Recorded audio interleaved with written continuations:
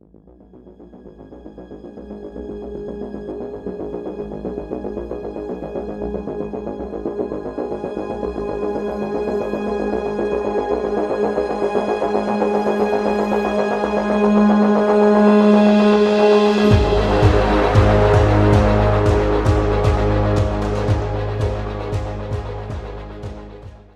to the first episode of Innovator Se Baat, where we bring to you interesting and innovative stories of startups incubated at IIT Kanpur, a huge cohort of startups, which is 156, ranging in diverse domains from agri-tech to cybersecurity. And these interesting stories are interesting because ये बहुत ही early stage startups हैं और इनकी कहानी आप तक पहुंचाना ये मेरी जिम्मेदारी है। और इसी सिलसिले में आज मेरे साथ एक स्टार्टअप बैठे हुए हैं। आदर्श कांत इसके फाउंडर हैं और ये साइबर सिक्योरिटी डोमेन में काम कर रहे हैं। बहुत ही अर्ली स्टेज स्टार्टअप, और जहाँ कहीं पे हमारे मन में ये ख्याल बहुत बार आता है जब हम स्टूडेंट होते हैं, जब हम कॉलेज में होते हैं, या फिर when even if you are working और हमें लगता है कि हम स्टार्टअप स्टार्ट नहीं कर सकते, तो आदर्श एक बहुत ही परफेक्ट एग्जांपल है उसमें कि कैसे उन्होंने एक बहुत ही कॉम्प्लेक्स इनोवेशन को चूज़ किया, फील्ड को चूज़ किया, और अभी एक बहुत ही अच्छा वेल रन मैं बोलूँगा स्टार्टअप ऑपरेट कर रहे हैं। तो Adarsh, welcome to the show, and we'll start with कि how has been your entrepreneurial journey so far, and कैसे आपने स्टार्ट किया, अगर वहाँ से हम स्टार्ट करें तो। सबसे पहले से मैं आपको थैंक यू बोलना चाहता हूँ कि आपने मुझे इस पॉडकास्ट में बुलाया और ये अपॉर्चुनिटी दी कि मैं आईआईटी एंड बाहर के लोगों के साथ अपनी स्टोरी शेयर कर सकूँ। तो देखिए, मैं स्टोरीज में चाइल्डहुड से ही थोड़ी बहुत शुरू हो गई थी। मैं क्लास 6-7 में था। मैं रांची झारखंड से था। मैं एक Delhi public school DPS Ranchi से पढ़ा हूँ। तो वहाँ पे हम लोग में टेक्नोलॉजी इनोवेशन थोड़ी थोड़ी बातें होती थी, बट ऑफ कोर्स रांची में ज़्यादा अपॉर्चुनिटीज़ नहीं थी। तो कुछ हमारे स्कूल में क्विज़ेज़ होते थे, स्टेट लेवल, डिस्ट्रिक्ट लेवल, तो मैं उनमें पार्टिसिपेट करता था। मुझे प्राइजेस भी मिलते थे। उसी दौरान मुझे साइबर सिक्योरिटी, हैकिंग के बारे में पता चला। साइबर सिक्योरिटी भी नहीं, तो मैं हैकिंग में इंटरेस्ट थोड़ा बहुत हुआ। उस समय मेरे को याद है BSNL 2G चलता था, ब्रॉडबैंड आता था। उसमें मैं रिचार्ज 200-200 रुपये की रिचार्ज करा के मैं ये सारी चीज़ें कोशिश करता था। तो थोड़ा बहुत पता चला। फिर क्लास 10 तक ऐसे ही चला। फिर क्लास 10 के बाद मैं घर वालों ने मुझे नागपुर भेज दिया for diploma in computer science. तो मैंने उस समय डिप्लोमा किया। डिप्लोमा सेकेंड ईयर में ही नागपुर एक महाराष्ट्र में एक अच्छे से वेल एस्टेब्लिश सिटी है, तो मुझे वहाँ अपॉर्चुनिटी मिली एक सर्टिफिकेशन CEH का। एक प्रिवोवेंस साइबर फॉरेंसिक्स करके एक कंपनी थी जो कि ट्रेनिंग भी प्रोवाइड करती थी। वहाँ से मेरी स्टोरी चेंज हुई। तो मेरे को याद है 2017 में मैंने वो CEH सर्टिफिकेशन किया, और वो कंपनी ने ही, मैं काफ़ी क्यूरियस रहता था नई नई चीज़ें सीखने में। मैं क्लास में सबसे ज़्यादा नई नई चीज़ें हैकिंग पे, क्योंकि मैं दिन भर वही करता रहता था, मेरे को वो इंटरेस्टिंग लगता था। मैं दिन भर वही करता था, तो हैकिंग पे मैं कुछ ना कुछ सीखता था और बाकी लोगों को भी सिखाता था। इवन जो हमें पढ़ाते थे उनको भी बताता था, सर देखो मैंने आज ये किया। तो उनको अच्छा लगता था, तो उन्होंने मुझे अपॉर्चुनिटीज़ देना शुरू किया छोटे छोटे, कि ठीक है जाओ आप ट्रेनिंग लो, पेपर प्रेजेंटेशन है वहाँ पे जाओ, पोस्टर कंपटीशन है वहाँ पे जाओ, साइबर सिक्योरिटी से रिलेटेड अवेयरनेस प्रोग्राम्स लो। तो धीरे धीरे मेरे को वो अपॉर्चुनिटीज़ मिलते गई। मैंने वो किया। फिर मैं उसी कंपनी से? हाँ, उसी कंपनी से। फिर मैं कुछ और कंपनीज़ के साथ एसोसिएटेड हुआ, तो मेरे को वहाँ पे सिक्योरिटी ऑडिट्स के काम मिलते रहे। तो मैंने मल्टीपल सिक्योरिटी ऑडिट्स किए, ट्रेनिंग्स दिया, वेब ऑडिट्स किए, वो चलते रहा। फिर 2020 में पैंडेमिक आ गया, तो वो सारी चीज़ें बंद हो गई। और ऑडिट्स तो चल रहे थे, वेब ऑडिट्स चल रहे थे, physical audits and physical training बंद हो गई। पर ऑफ कोर्स मुझे वेबिनार वगैरह के लिए काफ़ी कॉलेजेस, इंस्टीट्यूट्स बुलाते थे। Even government institutes and government departments में भी मैंने बहुत ट्रेनिंग दिया है। तो 2020 में, हाँ, इसी दौरान मैं जब सेकेंड ईयर ऑफ इंजीनियरिंग में था, क्योंकि मैं डायरेक्ट सेकेंड ईयर इंजीनियरिंग हुआ था डिप्लोमा के बाद, तो मैंने एक कम्युनिटी शुरू की 50 लोगों की। मैं साइबर सिक्योरिटी में इंटरेस्टेड था, मेरे को एक जगह चाहिए था जहाँ पे मैं अपने डेटा स्टोर कर सकूँ। तो मैं व्हाट्सएप ग्रुप में मैंने कुछ दोस्तों को ऐड किया, वो बोलते थे मुझे भी सिखाओ। मैं क्या करता था, उसका एक फ़ाइल बना के, उसका एक राइटअप बना के वो ग्रुप पे डाल देता था। तो वैसे ग्रो होने लगा, मेरे को वो अच्छा लगा। मैंने और लोगों को इनवाइट किया, वो उन्होंने और इनवाइट किया। तो 1.5 साल में 50 लोगों से शुरू हुई कम्युनिटी 25,000 सिक्योरिटी इंथुसियास्ट की कम्युनिटी बन गई। अच्छा। तो वो जर्नी पूरा रोलर कोस्टर राइड था कि ठीक है, मैं उससे और वो नॉलेज शेयर कर रहे हैं, मैं उसको मोनेटाइज भी कर पाया, तो वहाँ से कुछ इनकम भी आने लगी। बट मेरे को ये समझ में आया 2019 में कि ये मेरा एकेडमिक्स को हैम्पर कर रहा है, क्योंकि आप जब 25,000 स्पेसिफिकली सिक्योरिटी लोगों की, साइबर सिक्योरिटी की कम्युनिटी चला रहे हो, बहुत इंटरेस्ट आता है, बहुत सारी चीज़ें होती हैं, बट उतनी बड़ी कम्युनिटी को मैनेज करने के बाद आपको टाइम चाहिए, क्योंकि वो आपसे एक्सपेक्ट कर रहे हैं कुछ, और वो आप मीट नहीं कर पाओगे तो आपका नाम खराब हो रहा है। तो मैंने फिर वो एक कम्युनिटी एक सेल कर दिया और एक्स अमाउंट, अच्छा अमाउंट था, तो वहाँ से कुछ पैसे आए, आई वाज हैप्पी। फिर 2020 में कोविड आ गया, तो कोविड में हमने काफ़ी सारी एक्टिविटीज़ की। मैंने उस समय, मेरे को याद है, साइबर स्पेस सॉल्यूशन करके एक वेबसाइट बनाया, जिसमें हम क्या करते थे, अगेन कुछ डेटा डालते थे, साइबर सिक्योरिटी ऑडिट्स, ये वो सर्विसेज हमने डाला। मैं और मेरे एक और फ्रेंड थे, दोनों हम लोग उस पर वर्क कर रहे थे। फिर अगेन हमने कम्युनिटी वर्क शुरू किया, तो अगेन हमने 10,000 लोगों की कम्युनिटी बनाई। उस समय हम लोग कुछ ना कुछ कर रहे थे, वेबिनार वगैरह कर रहे थे, रैंडम, मतलब कोई डायरेक्शन नहीं था, बट ये है कि घर पे बैठे हैं तो चलो कुछ करते हैं, ये डोमेन आता है, ये लोग हमें जानते हैं, तो चलो ठीक है, कुछ ना कुछ कोविड में करते हैं।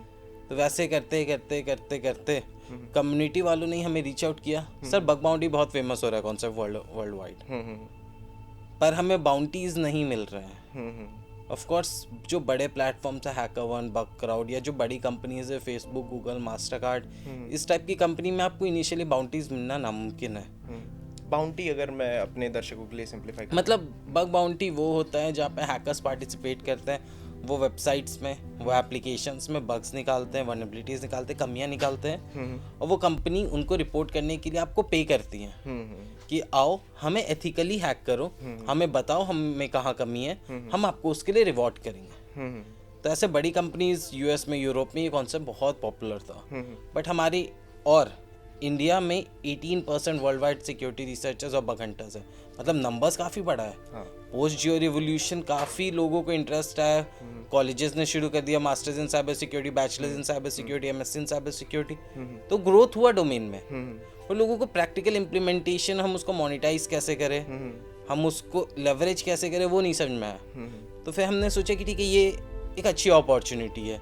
और दूसरे साइड, एक तो सिक्योरिटी साइड, हैकर्स साइड, दूसरे साइड हमारे यहाँ एप्लीकेशन और SaaS जो बोलते हैं, सॉफ्टवेयर एज अ सर्विस, जैसे जोमेटो, पेटीएम, ये कॉन्सेप्ट भी बहुत पॉपुलर हुआ, बहुत सारे SaaS कंपनीज आ गई आज के डेट में।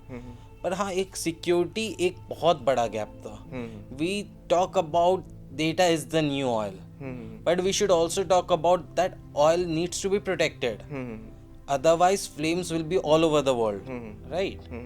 तो वो प्रोटेक्शन का we talk about digital India, but if we are talking about digital India, we should also talk about secure digital India, how we can secure those data, क्योंकि हमने data तो बहुत से कलेक्ट कर लिया, but what about security, what about privacy, and how you can ensure that. आप एक company में, एक ऑर्गेनाइजेशन में 10 लोगों की टीम बना के आप बैठे हो, and we are protecting like data of hundreds and thousands of people, or maybe crores of people. That's not possible. You need to be aggressive in cybersecurity.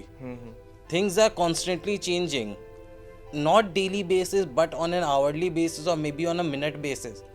जो अभी relevant है next minute या next hour, वो relevant नहीं रहेगा in cybersecurity or next day.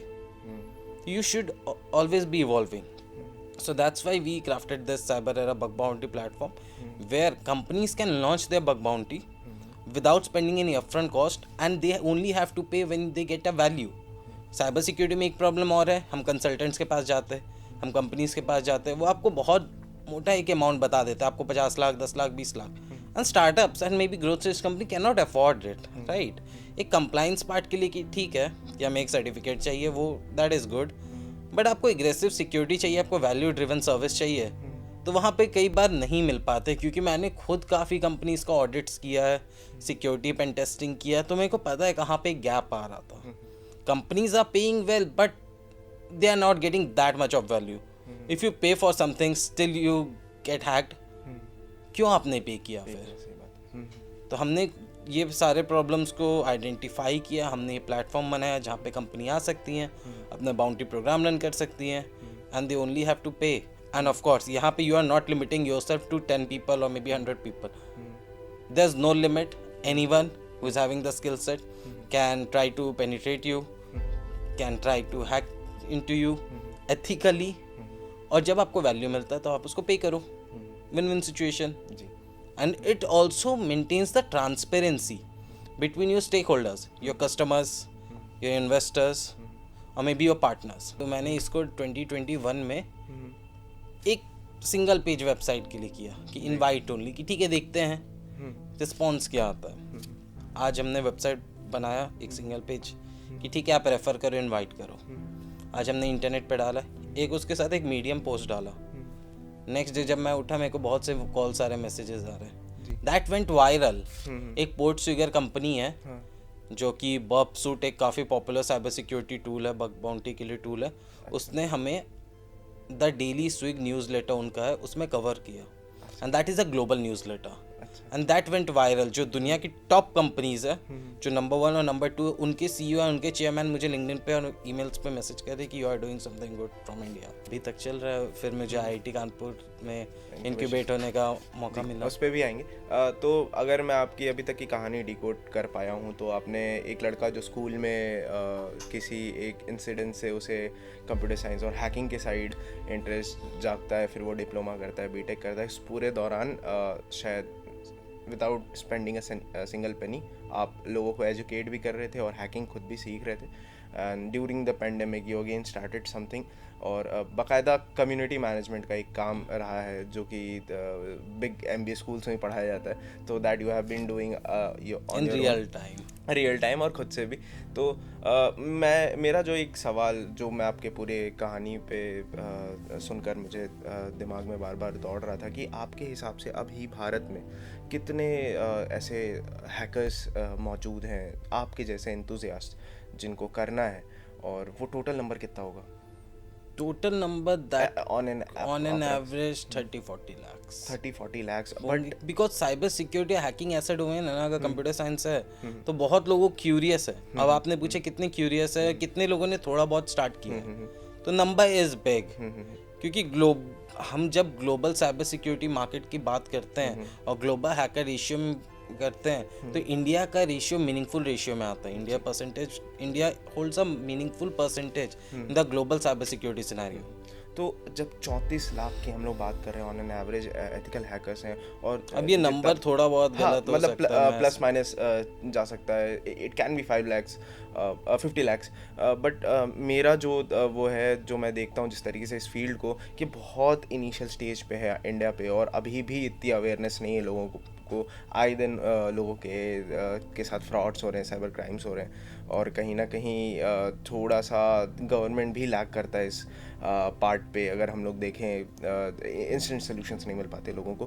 तो जो cyber 3 era है शायद इसी प्रॉब्लम को एड्रेस करता है कि जो 34 लाख लोग हैं उनको काम भी मिलता रहे, और जहाँ पे लोग परेशान हो रहे हैं उनको भी सोल्यूशन प्रोवाइड कर पाएँ आप. एक प्लेटफॉर्म है बेसिकली फ्रीलांस टाइप, अगर मैं बहुत ही डिकोड कर दूँ तो freelance for cyber security enthusiast. Adarsh, मैं एक चीज़ समझना चाहूँगा, आप एकदम को टेक्निकल बैकग्राउंड से आते हो, थोड़ा अपनी कम्युनिटी वर्क किया है, बट कहीं ना कहीं बिजनेस मैनेजमेंट जो होता है एक स्टार्टअप में, वो आप कैसे एड्रेस कर रहे हो अपने स्टार्टअप में? क्या आपने उसके लिए प्रोफेशनल्स रखे हैं, क्योंकि आप बहुत अर्ली स्टेज स्टार्टअप हो, तो वो कैसे आप मैनेज कर पा रहे हो, और कितना हद तक आप बूटस्ट्रैप्ड हैं या क्या फंड मैनेजमेंट कर रहे हो? तो पहला जो आपने बोला फंड का, तो हमें IIT से फंड मिला था C3I प्रोग्राम से. तो दैट वाज अराउंड 22 lakhs. तो उससे हमने इनिशियली स्टार्ट किया. एंड जो आपने पूछा कि ये मैनेजमेंट, हाँ मैनेजमेंट जब आप, लेकिन एक चीज़ होता है जब आप स्क्रैच से कुछ बिल्ड करते हो ना तब आपको समझ में आता है, क्योंकि आप हायरिंग भी खुद कर रहे हो, फाइनेंस भी खुद कर रहे हो, पेमेंट भी खुद कर रहे हो, इनवॉइसेस भी खुद जनरेट कर रहे हो, तो उससे थोड़ा बहुत आपको समझ में आ जाता है कि ओवरऑल चीज़ें वर्क कैसे कर रही हैं. हाँ, हमने कुछ चीज़ों के लिए CA CS कंसल्टेंट्स रखे हुए हैं जो हमें कॉन्स्टेंटली हेल्प करते रहते हैं. और जैसे IIT कानपुर के बहुत सारे मेंटर्स हैं, आप लोग हैं जिनसे हम लोग रीच आउट करते हैं, बहुत सारी गाइडेंस लेते रहते हैं. We are constantly improving.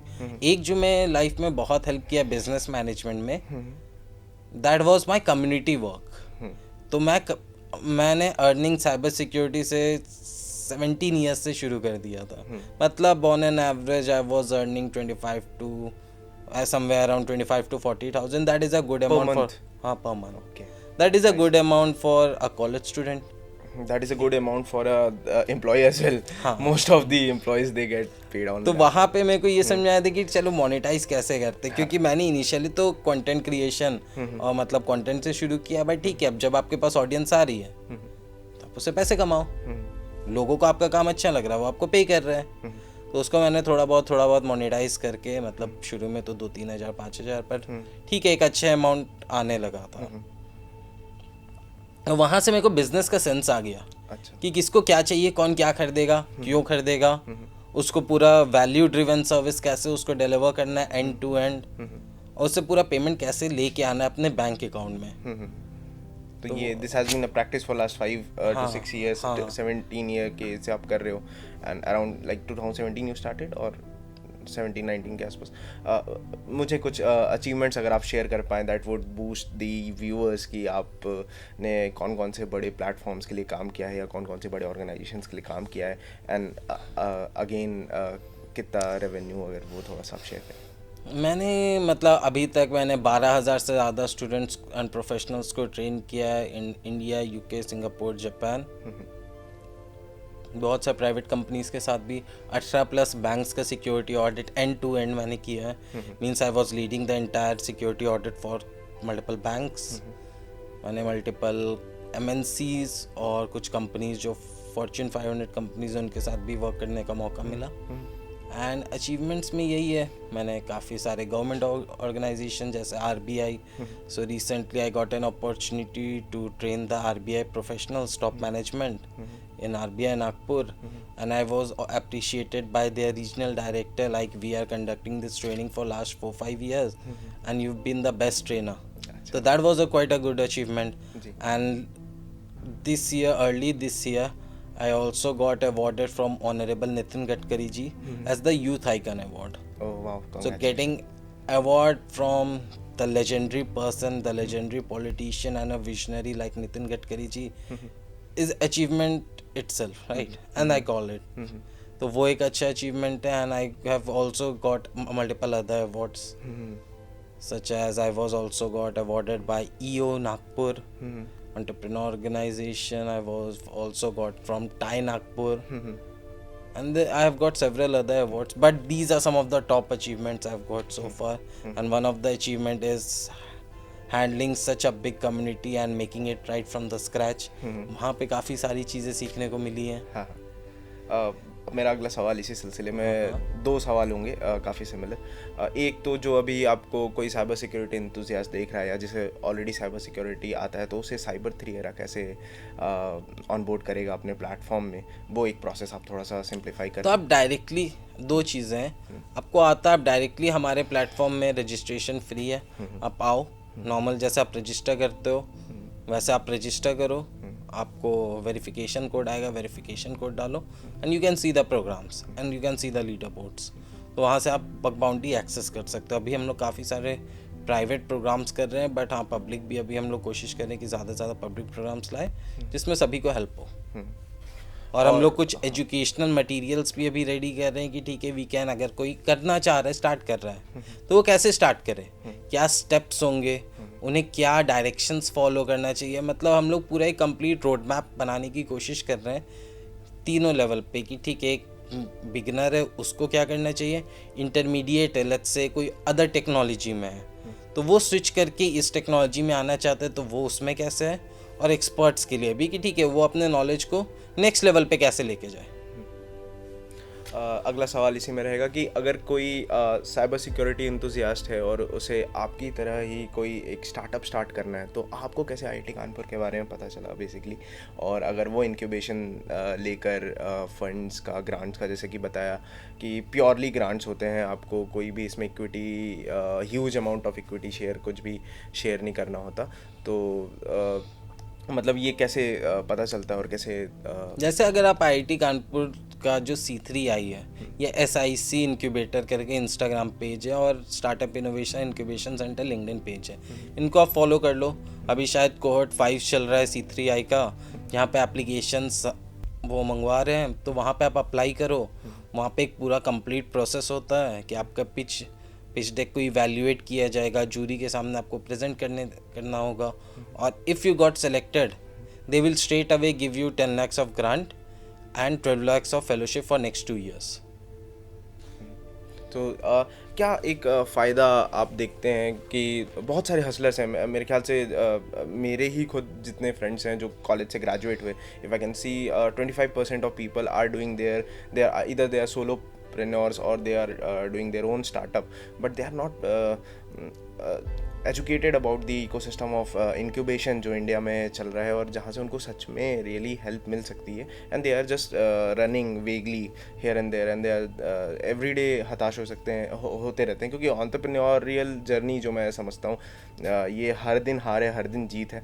तो कहीं ना कहीं एक इकोसिस्टम में जब आप आ जाते हैं तो एक सपोर्ट मिला रहता है। तो ये कैसे पता करें इनके बारे में? जैसे आपने इंस्टाग्राम पेज बता दिया, आपने कैसे रिसर्च किया था जब आप स्कूल या अपने उसमें थे?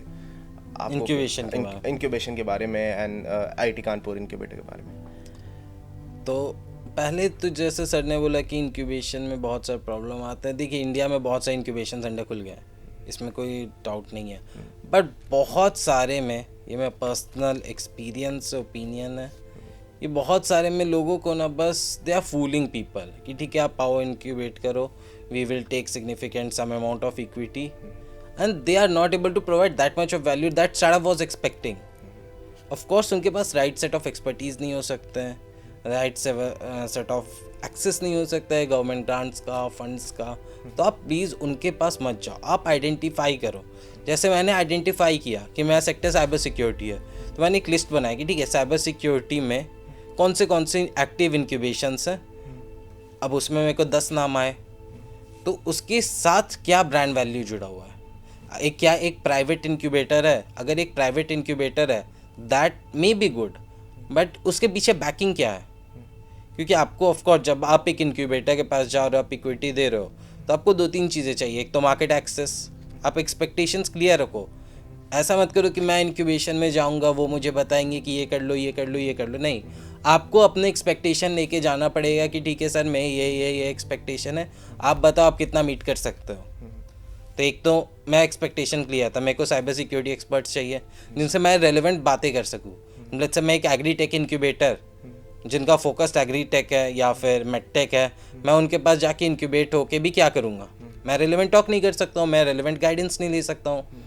तो एक तो कि आपको कौन से डोमेन के, जैसे मेरे केस में साइबर सिक्योरिटी था, तो मैंने उनको रीच आउट किया कि ठीक है मैं ये एक्सपेक्टेशन है, मेरे को मार्केट कनेक्ट चाहिए, मेरे को फंडिंग चाहिए, मेरे को एक्सपर्ट्स चाहिए और मेरे को लीगल में सपोर्ट चाहिए। तो मैं एक्सपेक्टेशन था, मैंने उस हिसाब से सर्च किया, लोगों से फीडबैक सुना और उस हिसाब से मैंने C3I को, ऑफकोर्स 2-3 में और हुआ था, but I got selected in C3I and that is one of the best cyber security incubator across the country. So unfortunately I got an opportunity to get selected over here. Thank you so much. मैं एक और आपसे एक सवाल onboarding से ही connect करके एक और सवाल जो रह गया था पूछना चाहूँगा कि आप क्या क्वालिटीज़ देखते हैं जब भी कोई एथिकल हैकर अपने आप को रजिस्टर करता है? कुछ एक स्क्रीनिंग लेवल है या कोई भी रजिस्टर कर सकता है, या आप उसको कुछ बग बाउंटी का कोई प्रोजेक्ट शेयर कर रहे हैं उसके साथ, तो क्या मिनिमम कैसे वो स्क्रीनिंग होती है? 2 चीज़ें हैं सर, एक तो प्राइवेट बग बाउंटी है। प्राइवेट में ऑफकोर्स आपका जो प्रायर अचीवमेंट्स है, प्रायर नॉलेज है, उस बेसिस पे स्क्रीनिंग होगा और आप फिर हमारे प्राइवेट बग बाउंटी में आओगे। और एक है पब्लिक बग बाउंटी, उसमें कोई स्क्रीनिंग प्रोसेस नहीं है, उसमें कोई भी आ सकता है एंड दैट इज़ गुड। क्योंकि हो सकता है साइबर सिक्योरिटी इतना वास्ट डोमेन है, हो सकता है मुझे कुछ ना आता हो, मैंने 100 चीज़ें सीखा, एक स्किल मिस हो गया हो, आपने 3 चीज़ सीखा, तो वो एक स्किल आपने सीख लिया, वो क्लिक कर गया वहाँ पे, और वहाँ से हो सकता है आपको रेलेवेंट बग मिल गया। तो public bug bounty should be open for all, कि कोई भी आए एटलीस्ट उसको अपॉर्चुनिटी मिले कि वो टेस्ट करे। उसने हो सकता है कुछ एक नॉलेज सीखा हो कोई किसी भी सोर्स से, उस सोर्स को यूटिलाइज कर पाए और कुछ मोनेटाइज कर पाए, कुछ वैल्यू कर पाए। अगला सवाल मेरा ये है कि as the AI is developing और सारी चीज़ें धीरे धीरे रिप्लेस होती जा रही हैं, ChatGPT is replacing most of the work जो पहले कंटेंट क्रिएटर्स करते, कंटेंट राइटर्स करते थे बेसिकली।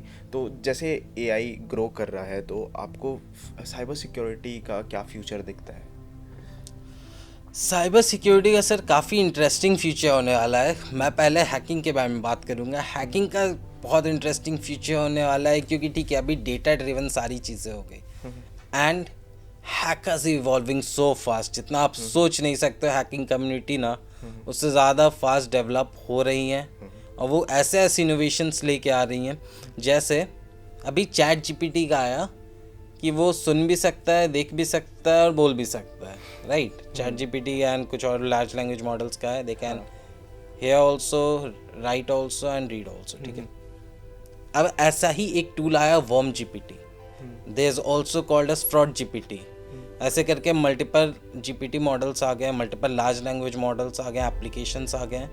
एंड वर्म जीपीटी का एग्जांपल लेते हैं। Worm GPT is in beta stage, very early stage. Chat GPT में आप कुछ भी इंफॉर्मेशन मांगो वो आपको बोल देता है नहीं, I can not answer you, it's unethical. And worm GPT is completely trained on hacking practices, malware बनाने के लिए, हैकिंग के लिए उसको ट्रेन करने किया गया है। And that is at a very early stage, developed by Eleuther AI. अब इसको हम लोग समझते हैं ऑटोनोमस टेक्नोलॉजी के साथ, ऑटोमेशन के साथ अटैच किया जाए तो क्या होगा। हमें जस्ट डालना है hack XYZ, it will do all the research, it will do all the hacking part, it will exploit and maybe it can go beyond that। क्योंकि हमने जैसे लास्ट फ्यू रिपोर्ट्स में देखा है, गूगल के और भी जो बाकी के रिपोर्ट्स हैं, कि AI बियॉन्ड द स्कोप भी खुद को ट्रेन कर ले रहा है। अच्छा, तो that is something scary. And hackers, ये तो एक टूल है जो मार्केट में है। बहुत से ऐसे ऑटोमेशन AI फ्रेमवर्क्स आ गए हैं जो हैकिंग पे ट्रेंड है। डार्क बर्ट आया है, that is completely trained on dark web data, and dark web complete hacking data। So these are something that is constantly growing, and जैसे जैसे हम new technologies को explore कर रहे हैं, जैसे space tech, जैसे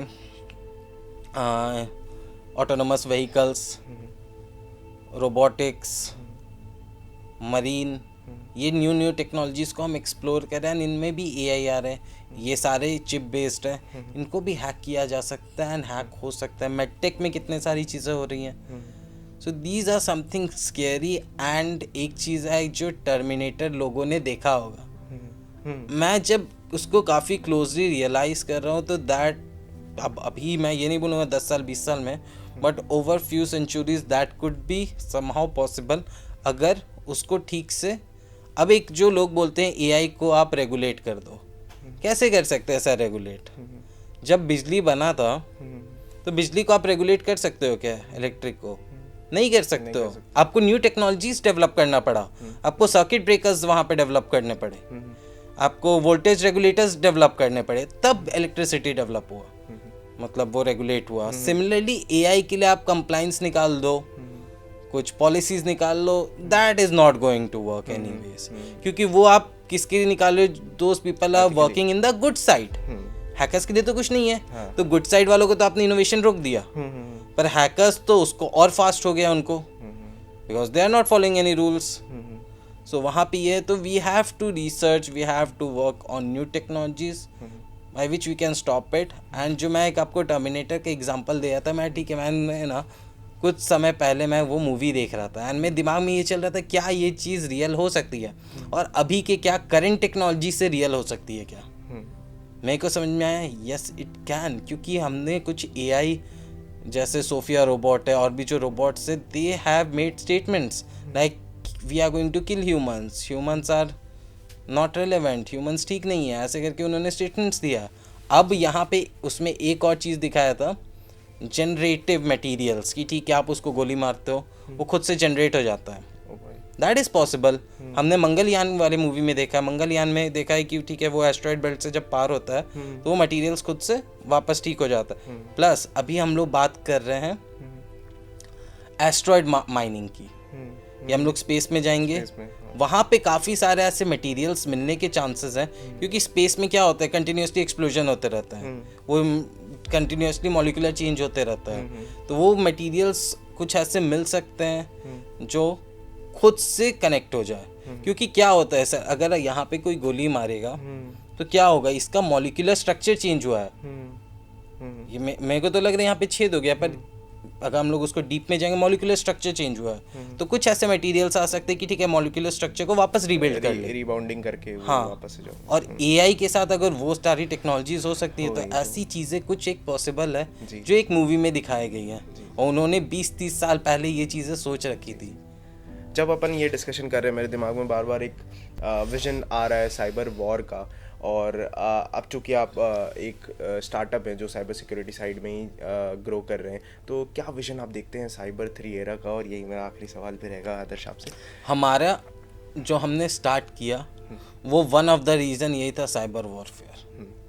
अब क्यों नरेंद्र मोदी जी ने इसके विषय में डिस्कस किया है, हमारे अजीत डोभाल जी ने इसके बारे में बोला है कि next will be cyber war, late CDS Bipin Rawat sir ने उन्होंने भी इसके बारे में चर्चा की है। तो इससे तो ये पता चलता है this is a serious issue, and this is a serious issue, क्योंकि हर चीज़ इंटरनेट बेस्ड है, and next war is going to definitely be a cyber war, क्योंकि खर्च मिसाइल्स में, रॉकेट्स में, आर्मीज़ में खर्चा बहुत होता है, but that this cyber war is cost effective, and इससे ज़्यादा नुकसान पहुंचाया जा सकता है, entire livelihood can be disrupted. तो हमने साइबर एरा इसीलिए सर्च किया। Our mission is to build an army of 1 lakh ethical hackers, so we can help the country India, our motherland, to fight against cyber threats and cyber warfare। क्योंकि हम सिर्फ bug bounty नहीं कर रहे, हम उनका डेटा मेंटेन कर रहे हैं बैकएंड में, कौन कब कितने रेलेवेंट है, किस टेक्नोलॉजी के लिए है, हम उनके विलिंगनेस से उनको लाभ पाएँ, और जब कंट्री को ज़रूरत हो हम उनको रिक्वेस्ट करें आप अपने स्किल सेट नॉलेज को उसके लिए प्रोवाइड करें। बिकॉज आप एक साइबर आर्मी के बिना आप एक साइबर वॉर नहीं जीत सकते। You can not rely, you can not hire officials कि आप आ जाओ, हम आपको तनख्वाह देंगे, हम आपको कुछ एक अमाउंट देंगे, आप हमारे लिए हैकिंग करो। That is never possible. आपको यहाँ पे एक्सपर्ट स्किल सेट्स उनको आपको इंडिपेंडेंटली छोड़ना पड़ेगा, और उनको तब बुलाना होगा जब उनकी रियल में ज़रूरत है। तो वही हमारा एजेंडा है कि लोगों से हम लोग ये बग बाउंटी भी करवाएं, उनका डेटा एक पूरा हम लोग प्रोफाइल मेंटेन करें उनका, और जब गवर्नमेंट को उनकी ज़रूरत हो हम उनसे रिक्वेस्ट करके उनको कनेक्ट कर पाए, जिससे गवर्नमेंट, और अगर ऐसे सिचुएशंस आती हैं तो हम उसमें उनको हेल्प कर पाए। Thank you.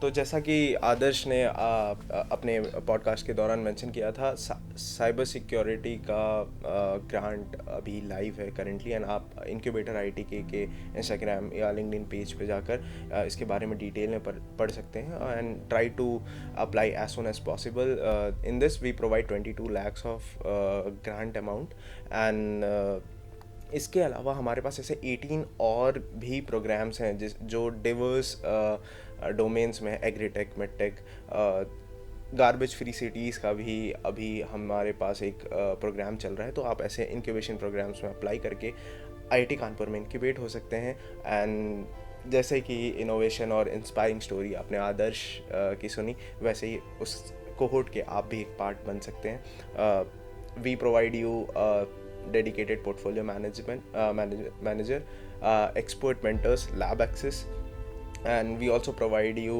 office space, so complete hand holding आपको मिलेगी to grow your early stage startup। thank you so much आदर्श आज हमारे साथ ज्वाइन करने के लिए, and keep watching, we will be soon be back with our second episode and yet another story, yet another startup। thank you।